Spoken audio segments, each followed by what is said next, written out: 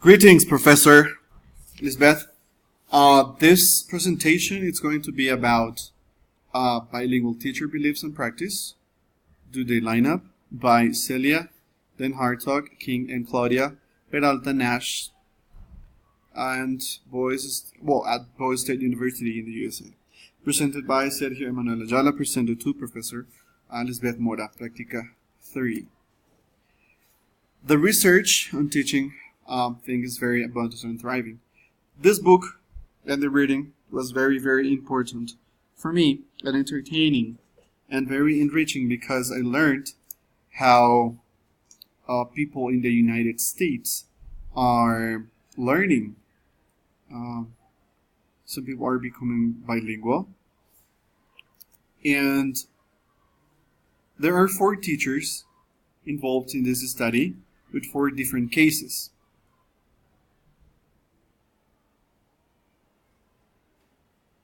Most of these students come from Latino households, and the reading takes us through the path of the way in which they have to acquire this second language.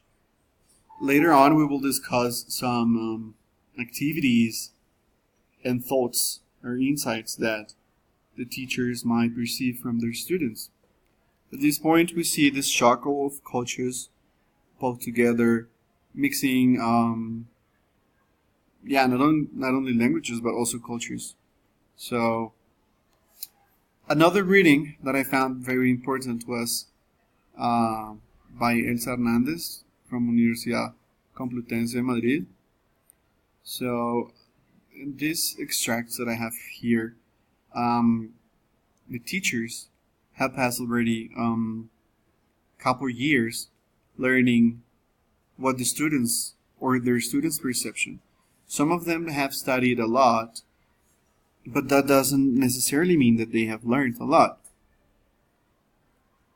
So as teachers, I think we should be aware of what our labor is, and it's to guide every single one of the students to the path of communication.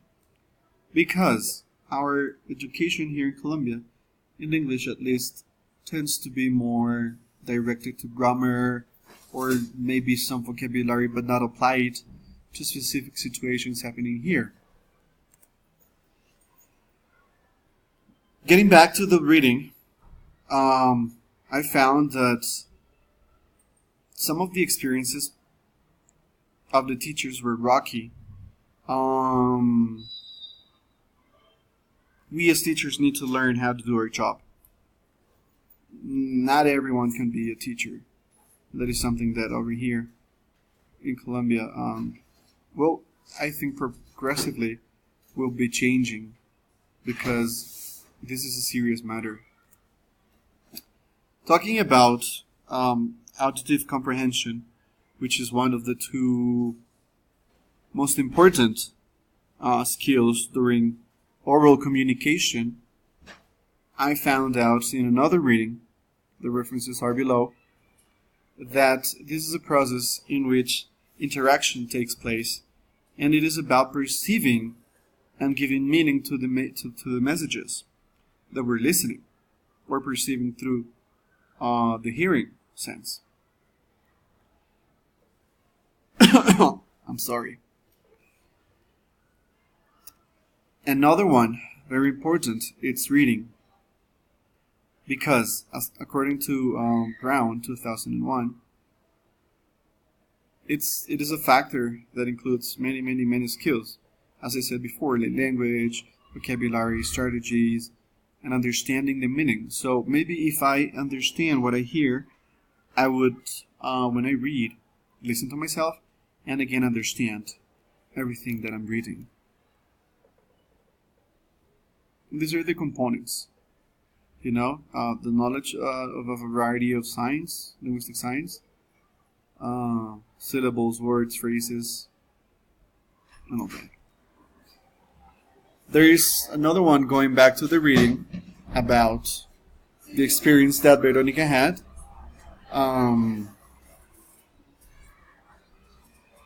The second influence on Veronica's classroom, teacher Veronica, is that she used to see herself as a shy little kid when she was growing up. So, as an outcome, she says that we cannot expect every learner to learn the same way. Of course, we have to take into account different learning styles, the different rhythms in which they learn, the multiple intelligences. So personal communication here, it's a great matter. So language, it's just a tool. It's the basic tool we have to communicate.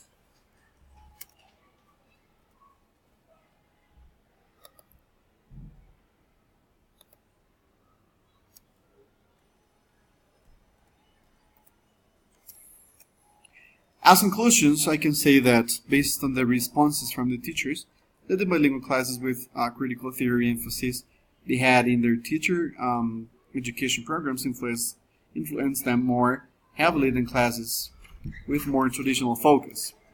These are the references.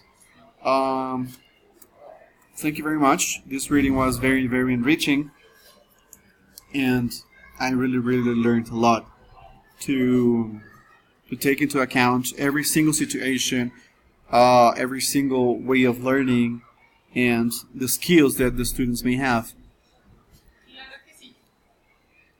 Well, thank you very much, Professor. See you in class.